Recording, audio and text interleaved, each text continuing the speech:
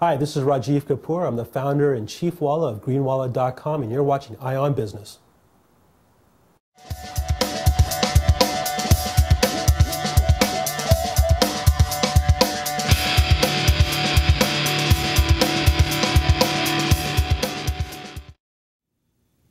Good evening and welcome to EyeOnBusiness. My name is Kevin McDonald and I am here talking tonight with the CEO of Greenwala, Rajeev Kapur. Good evening, Rajeev. How are you? Kevin, doing great. Nice Good to see you. Good to see you glad again. you could make it. Oh, my pleasure. So, I was really interested in having this conversation with you because, as I understand it, you left a pretty successful company and a good job as the leader of another organization to run Greenwala, which is a green-oriented social networking site, as I understand it. Can you tell me a little bit about the decision that you had to go through in order to make a move like that? Well, Kevin, for me, having run, e-commerce company, and prior to that, having been at Dell for about 12 years or so, and living over in Asia and seeing what's out there, and being a father of two terrific young boys, I was always on the periphery of green. And for me, I wanted to just do the right thing. And to me, green was more than just climate change. It was more than just global warming. I mean, I fully respect Al Gore and everything that the green movement has been able to accomplish over the last couple of years. But for me, personally, it was more than just those two particular areas. To me, it was about climate change. It was about finding alternative energy sources so we're not dependent on Middle East oil. It was also about finding ways to live a healthier lifestyle. Because you think about the tax that happens on our healthcare system, by looking at eating red meats and all those different types of things. And just living a healthier life is also a greener way. Riding your bike, et cetera, it's a healthier way of life. But then the one thing I think that really sold me on wanting to do this was the fact that I wanted to wake up in the morning and I wanted to be part of an organization that was socially responsible. Right. So there's a term in the social responsible arena called triple bottom line. So I wanted to really build a company, and Greenwala and Greenwala.com is an organization that's a social network for the green, clean space for people to come and learn, share, talk about their green experiences, everything from climate change to living a healthier lifestyle. So, to me it was, we're helping people, we're helping the planet, and we're for a profit business. So it's a triple bottom line business. To classify it as a Facebook for greenies, would that be an accurate approach, or is that simplifying it too much? No, it's some people have talked about it as kind of a green version of Facebook, definitely. Depending on when this airs, our next generation of our site is going to be launching around the first week of April, and that is actually going to be incorporating a lot more social networking features. You're going to have the ability to add events, and it can be any kind of event, but particularly green events. Okay. Join groups. There's going to be a full marketplace with classified section, along with products. We've got a great partnership with Amazon, and Amazon's going to fulfill all the orders, and we're going to have about 3,000 products from Amazon that are all part of Amazon's green program.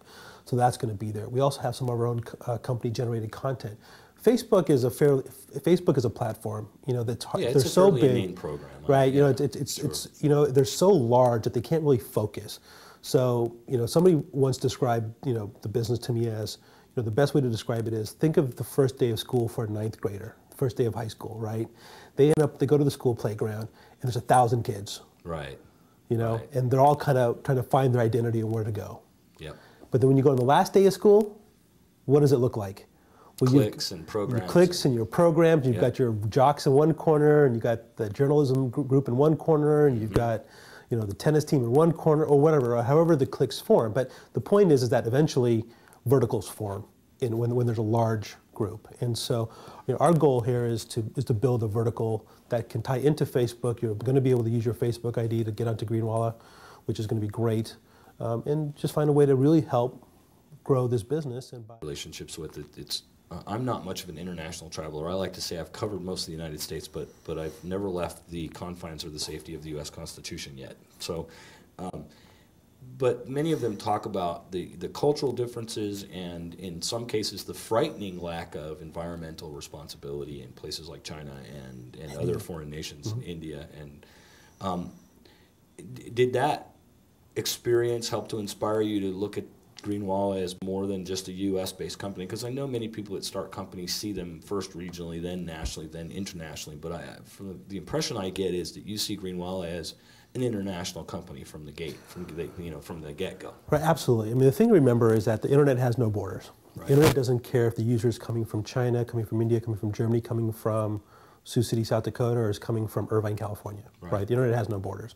So from that perspective, if you end up doing anything online, whether it's for Alvaca, whether it's for Greenwala, whether you're Dell, you have to have some sort of international visibility. Yep. Right, just because it's going to be there. Right now, early on, because we're still in the startup phase, it's a fairly U.S. centric in terms of our reach and our content. Over time, we raise the money, we get the revenues. Over time, hopefully, we'll be able to expand and also do more localization in countries where it's more French, Spanish, German, Japanese, and Chinese-driven languages. India is interesting because a lot of people still, English is almost the dominant language in India for the most part. So you could probably get away with it just by getting localized content. But if you look at what's happened, right? If you look at it from a China and India perspective, those are two burgeoning superpowers. Yes, right. They I mean, they both have nuclear weapons. They have populations that are 3 or 4 times larger than the U.S. In some cases, 5 times larger than the current U.S. population. They have a tremendous amount of resources. They have a tremendous amount of labor that they need to suffice. And so that means there's a lot of oil demand going into those two countries. There's a lot of other things happening, a lot of new coal plants coming up, things like that. So oil, plastics, metals. All of those resources are needed, right? And so, I would argue, even though yes, today the U.S. is still the world's most dominant player when it comes to things like oil and other things, over time you watch over the next, as the Chinese and Indian kids, as their iPod generation, which by the way dwarfs our iPod generation, continues to grow. Yeah.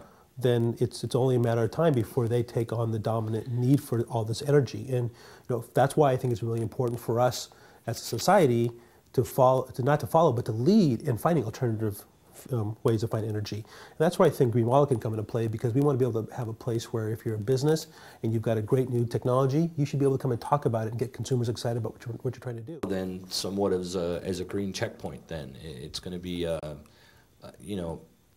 place to get some independent verification of how green something really is. Yeah, that's one way to use the tool. Absolutely. I mean, there's no reason why you couldn't join Greenwala and say, hey guys, I'm looking to buy a new tankless water heater. What do you recommend?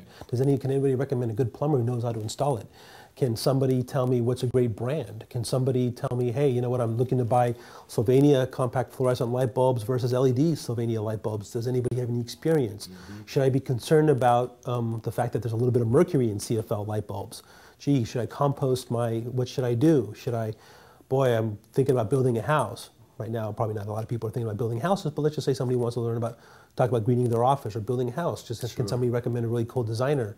What about zero VOC paints? So that's what the whole point is, right? It's a place to come, learn, share, discuss,